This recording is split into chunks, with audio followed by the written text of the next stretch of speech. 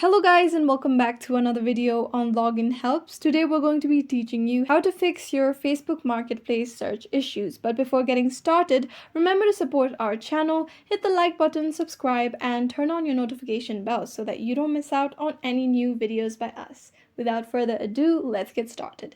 So the first thing you're going to do is open your Facebook application.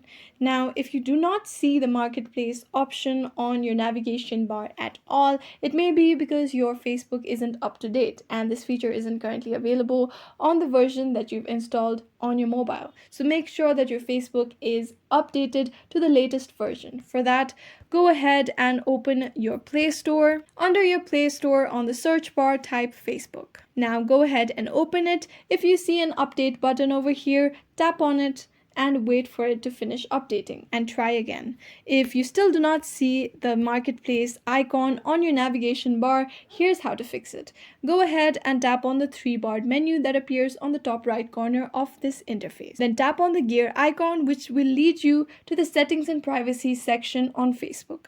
If you scroll down under preferences, you'll be able to see the navigation bar. Tap on it. Tap on customize the bar.